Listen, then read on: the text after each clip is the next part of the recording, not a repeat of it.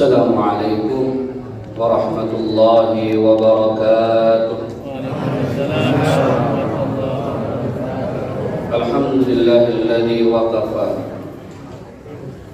Wassalatu wassalamu ala sayyidil mustafa wa ala alihi ahli sidqi wal wafa. Amma ba'du. Al-mukarram wal muhtaram, para alimul ulama, tokoh masyarakat, serta ma'asyiral jamaah sidang salat Isya dan salat sunnah tarawih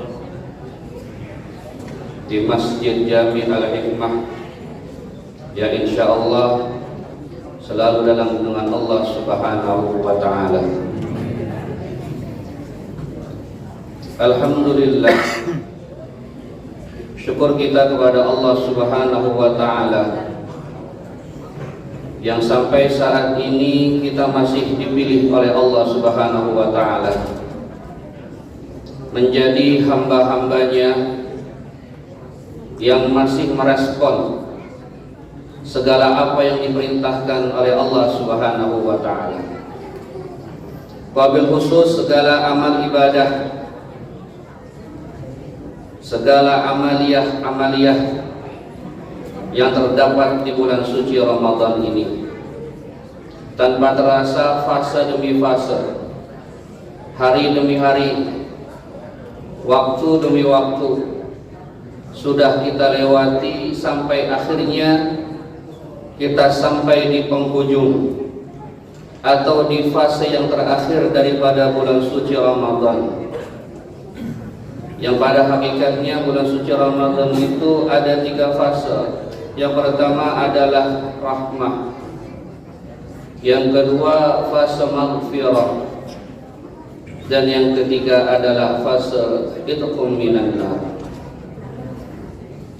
Namun kita perlu waspada, karena justru di menit-menit akhir di setiap pertandingan dan di fase-fase akhir itu banyak terjadi godaan-godaan yang besar.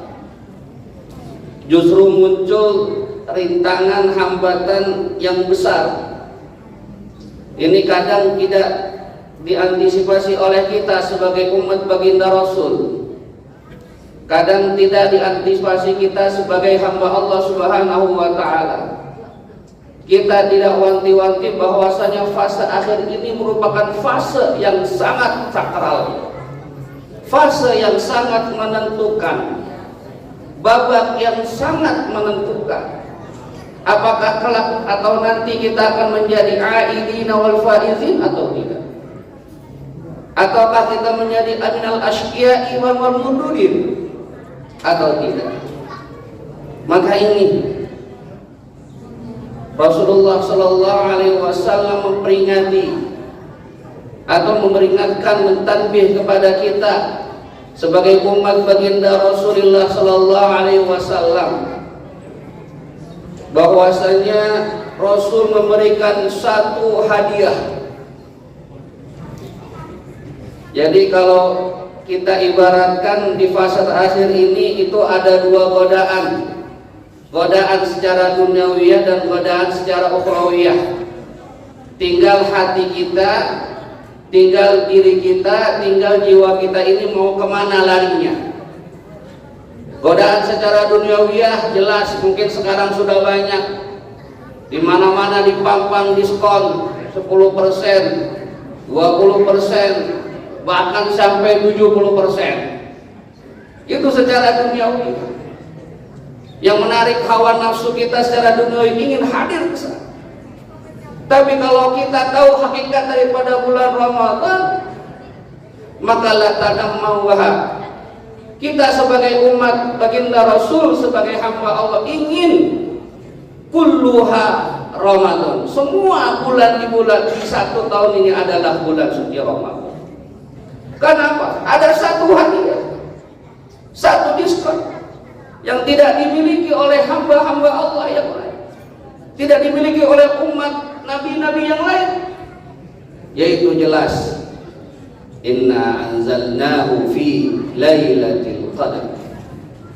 ay inna anzalnahu fi lailatin mubarakatin fi aidil khair. Bahwasanya Allah Subhanahu wa taala menurunkan Al-Qur'annya, kitab sucinya atau firman-firmannya itu di malam satu yang disebut dengan malam Lailatul Qadar. Secara apa? Secara jumlatun wahidah. Secara jumlatan wahidah langsung 30 juz, 114 surah, 6666 ayat. Kapan? Di malam Lailatul Qadar. Maka malam Qadar ini apa? Wa ma adraka ma Lailatul Qadar. Terus apa yang kita ketahui tentang Lailatul Qadar? Lailatul Qadri khairum min alfi syahri. Ini mungkin di beberapa masjid yang memakai 20 rakaat ditambah witir 3 rakaat itu mengganti sholat di nisfu, di pertengahan daripada bulan suci Ramadan itu dengan inna anzalna sebagai apa? Memperingatkan bahwasanya nih ada malam fi awakhiril asyad, di 10 malam terakhir itu ada satu malam hadiah dari Allah Subhanahu wa taala khusus kepada umat baginda Rasul, yaitu malam Lailatul Qadar. Tanazzalul malaikatu war-ruhu fiha. Maka kata baginda Rasulullah sallallahu alaihi wasallam, al malaikatu fil ardi fi tilkal lailah, ay tilkal lailatu aktsaru min adadil hasa. Kata baginda Rasul bahwasanya tanazzalul malaikatu war-ruh, malam itu malaikat turun ke muka bumi itu banyaknya itu lebih banyak daripada jumlah batu kerikil di muka bumi ini. Bahkan dalam sebuah riwayat itu setiap rumah kecuali gereja, kecuali tempat-tempat ibadah selain daripada ibadah umat Islam itu ada malaikat.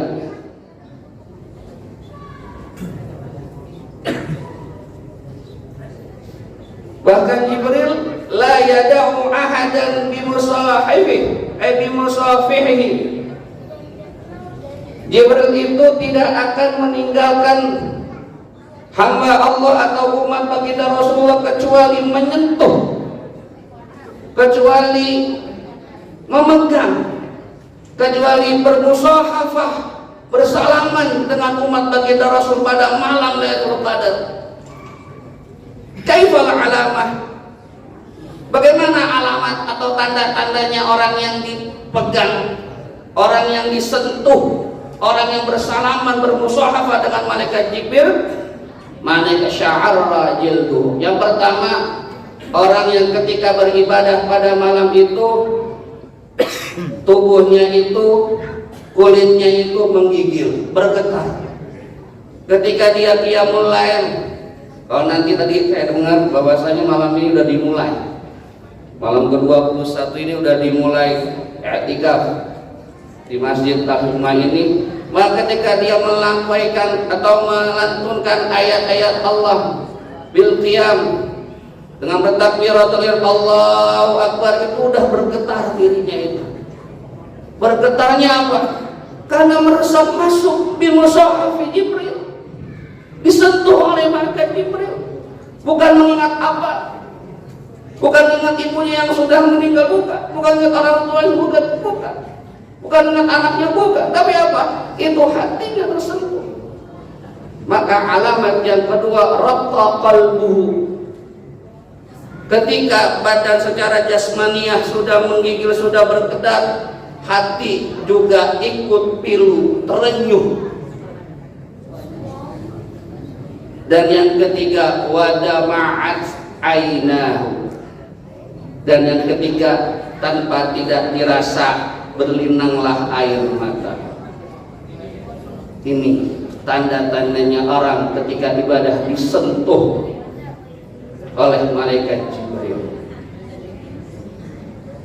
Maka Rasulullah meriwayatkan satu hadis yang sudah fenomenal, yang diriwayatkan oleh Abi Hurairah radhiyallahu anhu, qala Rasulullah sallallahu alaihi wasallam, man qama Lailatul Qadri imanan wa ihtisaban ghufira ma taqaddama min dhanbih. Barang siapa yang qamah itu artinya apa? Bukan hanya sekedar berdiri. Qamah artinya bermakna ahya bil ibadah. Mendirikan malam itu dengan ibadah. Menghidupi malam, menghiasi malam dengan ibadah. Pulang dari masjid setelah sholat tarawih ke rumah sebentar sejenak kita mengisi jasmani kita, kembali lagi ke masjid untuk apa? Untuk beribadah. Maka di hadis yang lain Rasulullah SAW mengajarkan kepada kita yang diriwayatkan oleh Aisyah radhiyallahu anha bahwasanya Rasulullah SAW idza kana Rasulullah sallallahu alaihi wasallam dakhala al-ashr al-awakhir.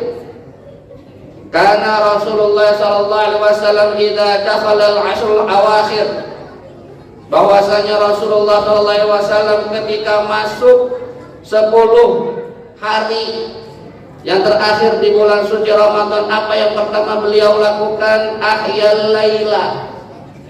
Beliau hidupkan malam-malamnya. Hidupin malam-malam kita dengan ibadah. Kalau misalkan di 20 hari yang pertama kita mungkin sehari 1 juz, ditambah lipat gandakan, bisa di malam di 10 hari terakhir itu bisa 2 juz.